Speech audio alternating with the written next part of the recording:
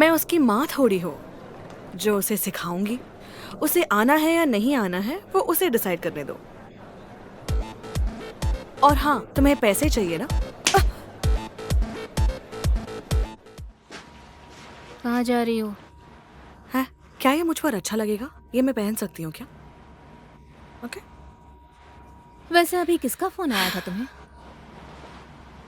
Vivian, वो मुझसे मिलना चाहती है, कमीनी औरत। पर वो तुमसे क्यों मिलना चाहती है? पता नहीं, वहां जाकर ही पता चलेगा कि क्या बात है। उसकी हिम्मत बहुत बढ़ गई है। ये कैसा है? अच्छा है? ठीक है। सीरियसली बताओ ना, कैसी लग रही है?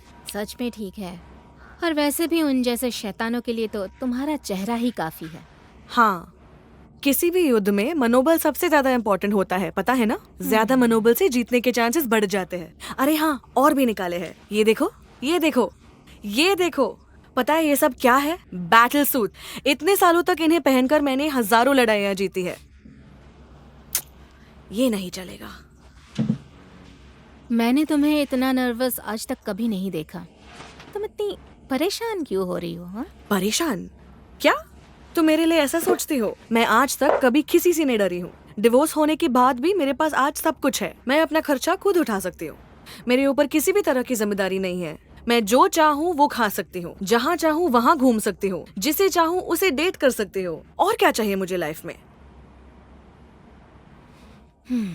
डिवोर्स चाहिए? तुम्हें सच में उसके लिए कोई फीलिंग्स नहीं है? वेन्यू से ज्यादा मुझे मेरी टीवी के रिमोट के लिए फीलिंग्स है। एटलीस्ट मैं उसे हाथ में लेकर कुछ देख तो सकती हूँ। वेन्यू के लिए फीलिंग्स?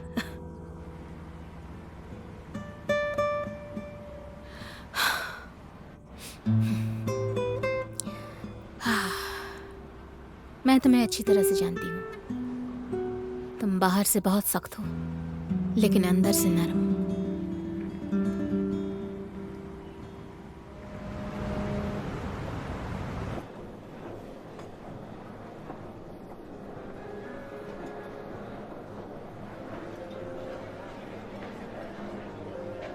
बोलो, क्या काम था?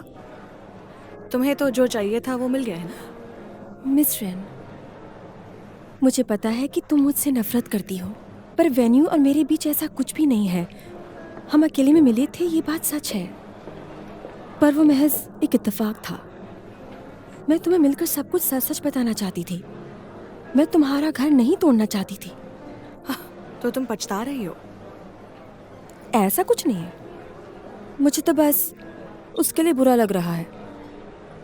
उसके पास इतना बड़ा बिजनेस है, पर अथॉरिटी नहीं है उसके पास। सबको पता है उसकी क्या हालत है।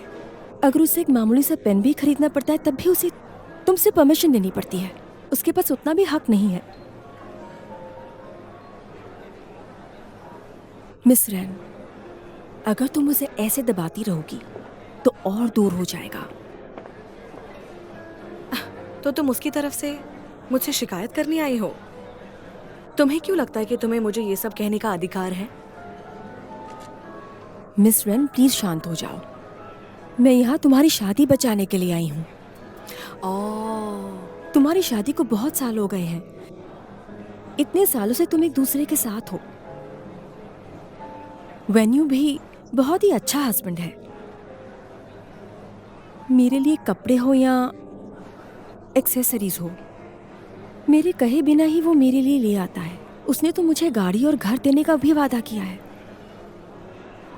उसके लिए मुझे एक सॉफ्ट कॉर्नर है, ये मैं जुटला नहीं सकती। आखिर मुझे भी इस शहर में सर्वाइव करना है, और जब किसी को बिना मांगे ये सब कुछ मिल रहा हो तो जाहिर है किसी को भी लालच होगी। तो तुम क्या मुझसे डिमांड कर रही हो? मेरे अपने भी कुछ सिद्धांत हैं। मैं किसी का घर बर्बाद नहीं करना चाहती हूँ। और मैंने ये सुना है कि ये कंपनी आज इस मुकाम तक सिर्फ तुम्हारी वजह से पहुंची है। मुझे फक्र है तुम पर। तुम मेरी रोल मॉडल हो।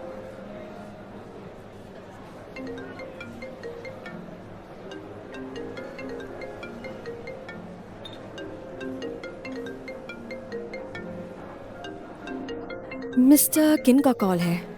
क्या मुझे उठाना चाहिए? तुम डिसाइड करो।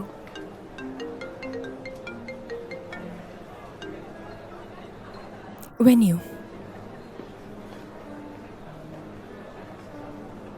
हाय, तुम जब भी घर पे वापस आओगी ना तो नीचे से एक चिकन फ्राइड राइस लेकर आना। तुम अभी से मुझे मिस करने लगे? हाँ यार, तुम जल्दी घर पे आओ ना।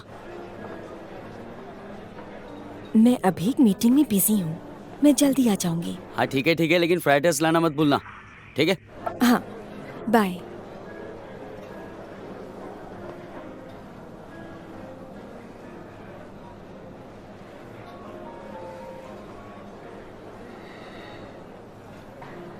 मिस रैन, हम एक दूसरे से लड़ाई करने की कोई ज़रूरत नहीं है। हम एक दूसरे को हेल्प कर सकते हैं। मैं तुम दोनों को फिर से मिलवा सकती हूँ। तुम बस मुझे दूसरे शहर में सेटल होने में हेल्प कर दो। काफी होशियार हो। बोलो, कितने चाहिए? 1 मिलियन युआन। 1 million von? तुमने तो मेरा स्टैंडर्ड गिरा ही दिया। इतना भी नहीं पता, ये तो मेरे लिए बहुत छोटी रकम है। पर क्या इतनी तुम्हारी औकात है?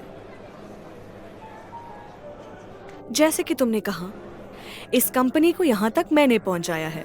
यानी अगर वेन्यू ने मुझे छोड़ दिया तो उसे कुछ नहीं मिलेगा। सारी एसेट्स भी मेरे नाम पर है।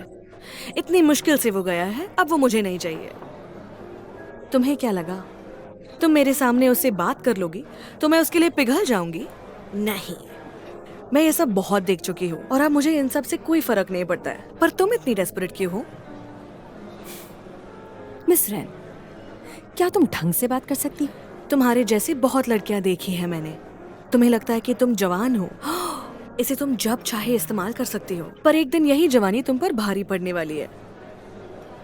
और याद रखना, जिस दिन तुम्हारे साथ ऐसा होगा तब उसके लिए तैयार रहना, क्योंकि हमारी एक्शंस की जिम्मेदारी हमारी ही होती है। सही कहा ना मिस एल्वी फेंगे? सॉरी, क्या कहा तुमने मिस रैन?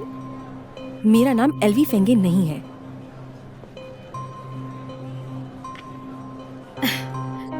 हेलो मिस एल्वी, ये आपकी डिटेल्स।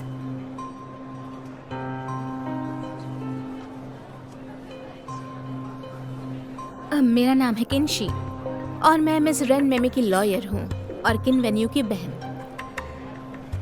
तुम तो वही हो ना जो... हाँ हाँ हाँ, तुम्हें याद है ना, मैंने तुम्हारी फोटोज ली थी। मिस एल्वी, हमें तुम्हारी पहचान, तुम्हारा पास्ट, तुम्हारा करंट प्रोजेक्ट, तुम्हारा गांव, इन सब के बारे में पता है। अगर तुम्हें कानून के नियमों के बारे में इतनी जानकारी नहीं है तो मैं तुम्हें मुफ्त की जानकारी दे सकती हूँ। तुम ये जो कर रही हो ना, उसे जालसाजी और धोखाधड़ी कहते हैं। अगर अगले 24 घंटों में मिस्टर किन वेन्यू हमें नहीं मिले तो तुम पर किडनैपिंग के चार्जेस लग सकते हैं। सिर्फ 24 घंटे हैं। चलो।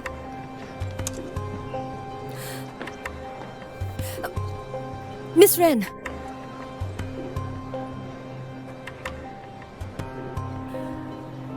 क्या तुम ये नहीं चाहती कि वेन्यू फिर से घर आए? मिस रैन,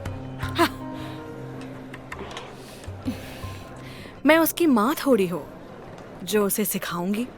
उसे आना है या नहीं आना है वो उसे डिसाइड करने दो। और हाँ, तुम्हें पैसे चाहिए ना?